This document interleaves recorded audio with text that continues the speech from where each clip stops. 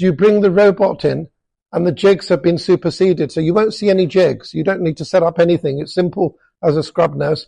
So the robotic arm will come into position and the image on the left is what the surgeon will see. So you don't even have to look at the actual knee joint.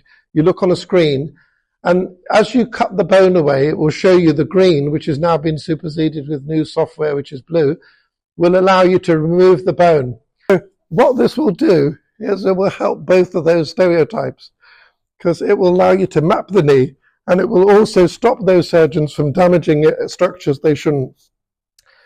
So what about the evidence? There's a lot of evidence out there, and I can show you. So it's accurate, you get less pain, you get improved recovery, improved midterm survivorship.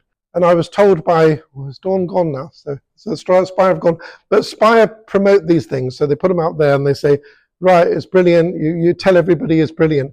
So I didn't say that to patients because I was reluctant to say that, because if there's a problem, patient's going to come back and say, well, you told me this would happen. So I said, okay, we'll do the technology, but we're not going to tell patients that they're going to have less pain, they're going to get up and go, and they're going to do better until we see how they do. But that this is what the Americans will give you all the information, which is based on better precision, better recovery, better survivorship.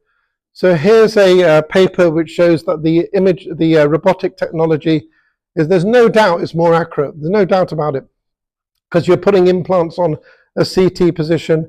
You're not cutting the soft tissue. So soft tissue damage is less and the accuracy of the implants is more. So that's without doubt. If you imagine with a manual saw, it's vibrating everywhere. First of all, you can't get the right saw blade, because some people give you a really small blade, which is flimsy. The others give you a big whacking blade, which is about to chop everything off. And then you get the jigs the surgeons put on, and they start to rotate.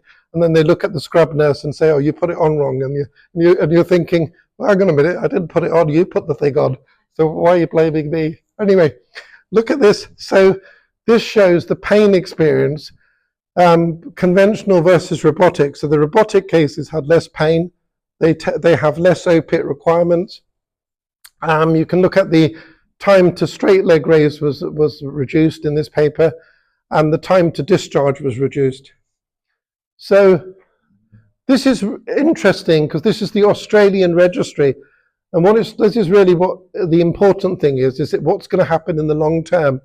And this is showing, you can see on that chart, the green line is the revision rate for robotic assisted knees compared to manual knees and non-navigated. And you can see that as the information is coming out now, it's only been around for 5-6 years, the revision rates for the robotic assisted knees are lower with the triathlon.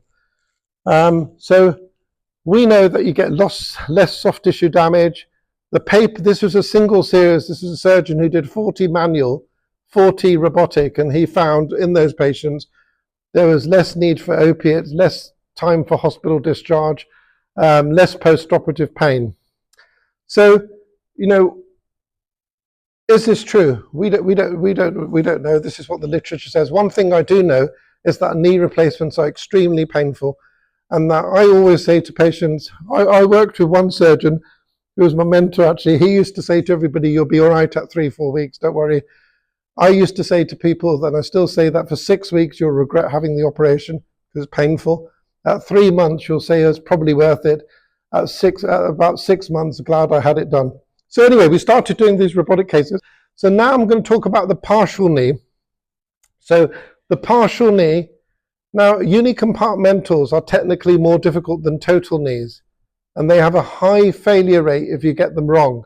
So you can see on the Australian registry there, if you do a partial knee and you get it in the wrong position or you don't balance it, they fail early. Now this is what really, when the Mako robotic system was started, this is what it was started with. In 2006, it was designed for partial knees. So this again, the principle is the same. You get CT-based planning, you get dynamic joint balancing, and you get the guidance. And during the operation, you can plan the position of the implant. So again, this shows you how the position is implanted. And then the surgeon during the operation can flex, extend the knee, and he can look at the tracking of the implant. So you can map very accurately whether the knee is balanced. And this just shows the steps that they can place. So with the partial knee, there's a burr system and there's a saw system which is used. And the partial knee results are actually very good. Again, better accuracy, less pain, improved outcomes, certainly better positioning. You can see here that the robotic assisted surgery, the survivorship on the implants is much better for robotic assisted. The gait is better, the PROM scores are better, and more importantly, this is quite important because this is data which is being shown in the UK, that the Mako partial knee is actually the best performing partial knee in the UK. So it's better than the other competitors. I do the Oxford knee because I like uncemented implants, and I've done large numbers, but we are going more towards the Mako knee, which at the moment is cemented. So you can see the data there. So this partial knee has 10-year data, has 97 survivorship. All the registries show it's the best unicompartmental for survivorship. And you can see satisfaction rates are very high. So we're going to go to the hip system. So if you get a hip replacement wrong, it's a problem. If you do a knee replacement wrong, you can sort of kind of fudge it a bit. So the surgeon will fudge it a bit, and nobody really knows till the patient comes back to clinic, and then they've got pain, and you just say, "I'll carry on with physio." If you get a hip replacement wrong, it will dislocate, or there'll be a fracture, or the hip won't move properly, and it exposes very early. So you would have seen, surgeons have fractures, have dislocations, which happen very early. So hip replacements have to be done very accurately. And the problem again with hip replacements is that if you don't get the positioning right, it can dislocate or it can wear. So some problems will come early, some problems will come after many years.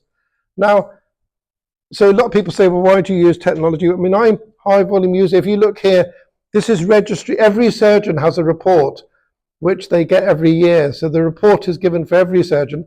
On the left is a chart where the grey is a dot. That's every surgeon in Britain. So you've got the black line, which is average. You've got poor, which is yellow, and then you've got red, which is very poor. And if you're below red, then you're in trouble because they're going to monitor what you do.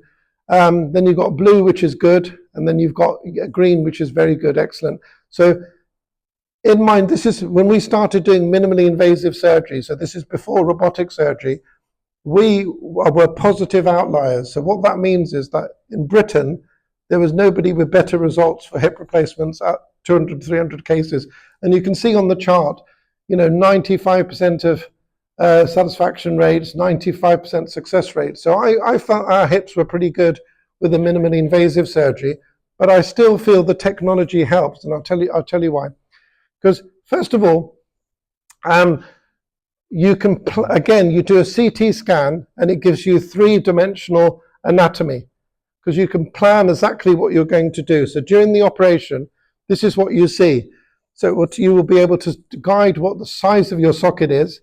So you're able to see the arthritic joint, which is mapped as a green there, and you can work out, by rotating the model, you can work out where you're going to put the implant, which position you want to put it in terms of angles, if you want to get where you want to put the stem. So it's going to give you all this information, and it's going to tell you if your leg length is accurate, if your leg length is not accurate. So here, the other thing that the robotic surgery does pre-operatively, this is before you start the operation, it will show you what's going to happen if the patient moves the hip replacement. So you can see here is putting the hip through a range of motion, and the red is showing the surgeon that the hip is about to impinge. So what that means is it's catching on the socket, and that can lever the hip out. So when you look at this, you remove the implant, the model of the implant, and you can see, right, it's catching there. Now, you haven't got a clue if you're doing a normal hip replacement without the technology. So what you can do now is you can adjust the position of the socket to see how we're reducing the angle of the rotation of the socket. And then you can repeat that cycle and that step, and it will show you, how well the hip replacement is doing and to avoid impingement. So these are quite accurate information. Again, it's the same principle. You have the sensors, you have the probes, You put the information into the computer, it maps it to your anatomy, and then what you can do during the operation, which is being demonstrated here, is you can map the socket, so it tells you if you're on the bone. It gives you a three-dimensional image, so you know accurately. Now, part of the problem is that, when you position a hip replacement, you don't really know if the pelvis is straight, if it's back or forward. Half the time it's moving everywhere. So with this technology, if the pelvis moves, the technology moves with it. What we normally do is we put the largest reamer we can in the socket, and then we do one ream. And this is what the technology allows you to do. So what you can do here is you can see on the right what the size of your socket is going to be in a single reaming. If you want to do one or two, you can, but you certainly don't have to ream 5 times. And it's controlled. You have to be controlled. We don't like roughness with tissues. We don't like any of this sort of moving around and aggressive retraction and all this. We don't like any of that. We've got to stop all that. So you see the surgeons, they're in a hurry, they're pulling a retractor, and they always blame the scrub nurse, don't they? They always blame the scrub nurse. And then you've got scrub nurses, some of them are saying, coming, it's coming. Some of them saying, oh, don't hurry me, the music's too loud. I can't hear anything, the music's too loud. I can't hear anything. Oh, I can't see anything. Oh, and then you've got the scrub nurse who's running around the sets all the time. Oh, can't find anything. Oh God, it's chaotic. We don't want any of that. We're going to reduce the sets. You don't have to run around the table. The sets are going to be there. It's going to be controlled. There's no running around required. Right. Then the technology also allows you to put the implant, the robotic arm, will cut out. If the surgeon is trying to, if you've got one of these aggressive surgeons who's trying to ream all the time, if he's, first of all, what happens is if you're moving around too much, the robot will stop. So it won't allow any of that. So you have to be controlled. If the surgeon is going too deep and you go within a fraction of a millimeter below your plan, it will cut out. So you can't over-ream, you can't take too much bone off, and you can only position where you want to position.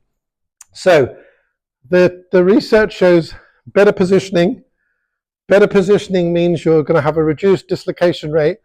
Most people who have a hip replacement actually feel pretty confident. They don't remember the joint many years because hips are balanced much more easier. So you need to balance the hip. You can see here that the hips feel more natural, because ideally what you want to do is give people joints that feel natural so that they forget about them, which is known as the forgotten joint score.